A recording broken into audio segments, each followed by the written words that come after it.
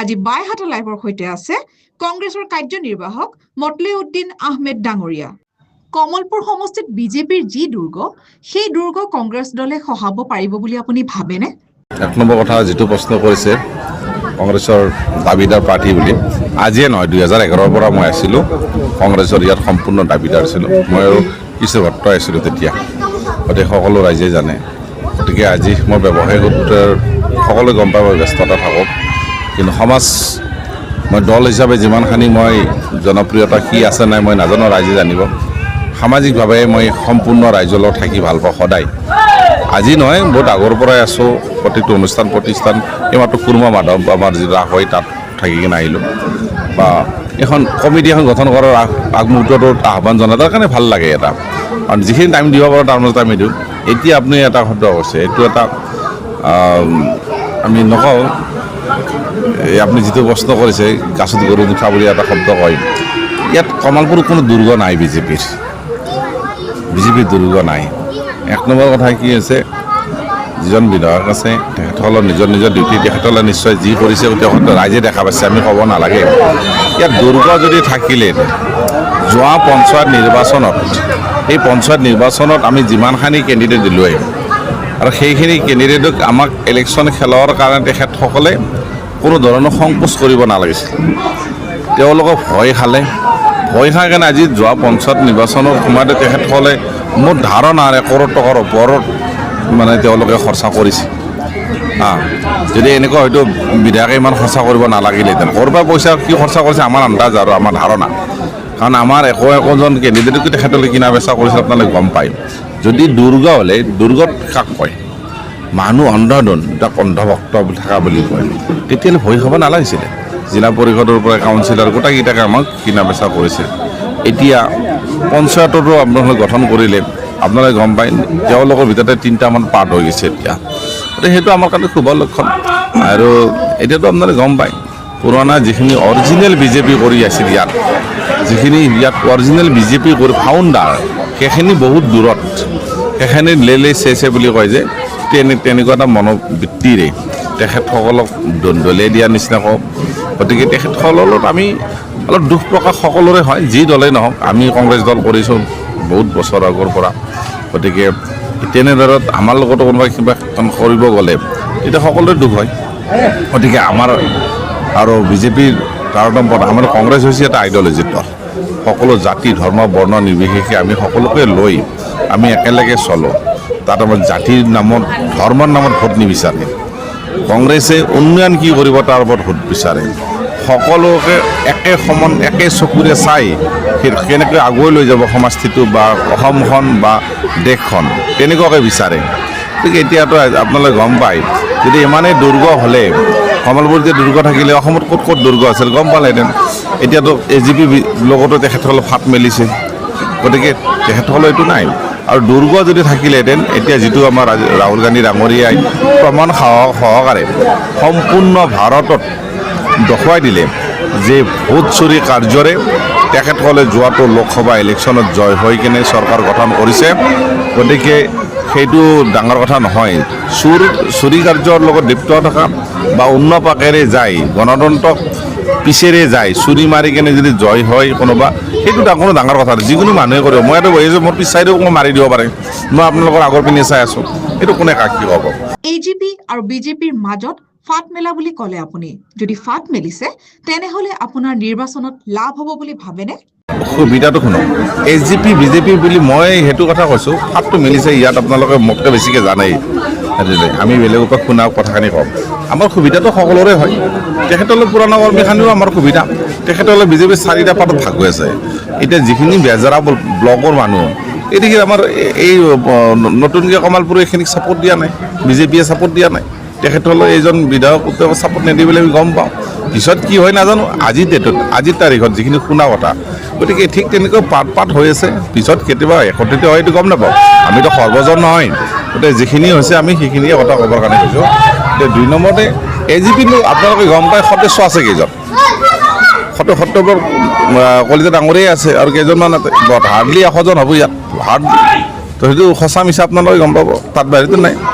হিমন্ত বিশ্ব শৰ্মাৰ লগত ভাল সম্পৰ্ক থকা বুলি অভিযোগ আছে আপোনাৰ তাৰে কিবা সুবিধা পাইছেনে না শুনক এইটো মানুহ ভাবাটো ভুল নহয় কাৰণ যেতিয়া আমি কংগ্ৰেছ কৰিছিলোঁ আপোনালোকে গম পায় মঙলদৈ ইয়াৰ লোকসভা সমষ্টিত কিৰিপ চলিয়া ডাঙৰে যেতিয়া ইলেকশ্যন খেলিছিল কিৰিপ চলিয়া ডাঙৰে যেতিয়া সেই ইলেকশ্যন খেলিছিল সেই মুহূৰ্তত বিধে জাজিকনা ব্লকটোত অকল মোক দায়িত্ব দিছিল কিৰিপ চলিয়া টাইমত আৰু 100% পইচা মই খৰচা কৰি কেনে এই সম্পূৰ্ণ ব্লকটোৰ দায়িত্ব মই লৈছিলোঁ আৰু তেতিয়াই সেনেকুৱা সম্পৰ্ক আৰু মই যিটো ব্যৱসায়ৰ লগত থাকোঁ চৰকাৰ এখনত যেতিয়া যিয়ে নাথাকোঁ আজি কোনোবাই যদি কথা ৰিভিউ মিটিং এখন কৰে তাতো আমি যাব লাগিব সেইটো হিচাপত ব্যৱসায়ী এৰিলোঁ আৰু আজি প্ৰায় 2.5 বছৰ হৈ গ'ল মই কোনো ধৰণৰ অসম গভৰ্ণমেণ্টৰ লগত কোনো ধৰণৰ এনেকুৱা কামেই কৰা নাই আজিলৈকে কাম কৰা নাই নাই এতিয়া কোনো ধৰণৰ আমাৰ লগত সম্পৰ্ক নাই তেওঁ যেতিয়া বিজেপিত গুচি গ'ল তেতিয়াৰ পৰা আমাৰ লগত কোনো ধৰণৰ লিংক নাই যেতিয়া কংগ্ৰেছ কৰি আছিল তেতিয়া কংগ্ৰেছী মানুহ সকলোৰে লগতে আমাৰ দিগন্ত কলিতাও আছিল আৰু হৈছিল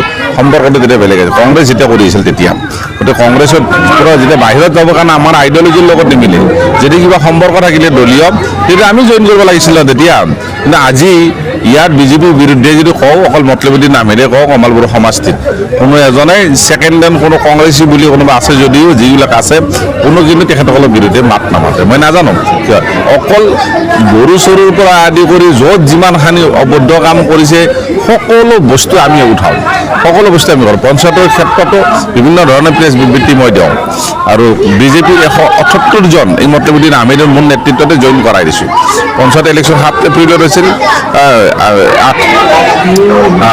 7 মে'ত হৈছিলে 6 মে'ৰ দিনাখনে আমি জইন কৰাই দিছোঁ 130টা মানুহ কিয় টোটেল 178 জন এতিয়ালৈকে মই জইন কৰালোঁ অকল বিজেপিৰ ৱাৰ্কাৰ সেইগতিকে মই আকৌ পুনৰ ৰাখিছোঁ যে বিজেপি দুৰ্গা বুলি ভাবিলে ভাল কাম কৰিলে এইবিলাক আমাৰ কংগ্ৰেছ চৰকাৰ নাথাকাৰ পিছত আমাৰ লগত নাহিলেহেঁতেন গতিকে এইটো যিটো কোনোবাই কৈছে চিএমৰ লগত আমাৰ সেইবিলাক আগতে যেতিয়া কংগ্ৰেছ কৰিছিল সকলো লগতে থাকে তেনেকুৱাকৈ মানুহৰ লগত পাৰ্চনেল ৰিলেশ্যনটো তেতিয়া আছিল এতিয়া কোনো ধৰণৰ আমাৰ এইটো নাই শেষতে এটাই প্ৰশ্ন কংগ্ৰেছ চৰকাৰক কিহৰ ভিত্তিত ভোট দিব ৰাইজে ইয়াৰ আগতে উত্তৰা কলিতা আছিল কংগ্ৰেছৰ 10 বছৰৰ বিধায়ক কি ভাবে আপুনি প্ৰথম আপোনাক উত্তৰটো দিব আছোঁ আৰু আপোনাৰ পৰা উত্তৰ বিচাৰিছোঁ এটা আপুনি এজন জাৰ্ণালিষ্ট হিচাপে ক'ব নালাগে নিজে এই অঞ্চলৰ ৰাইজ হিচাপে কওক আপুনি এইখিনি জেগাত বহিছে দৰাগহৰাৰ পৰাই আপুনি মইনাসুন্দৰীলৈকে যাওক কোনটো ৰাস্তাত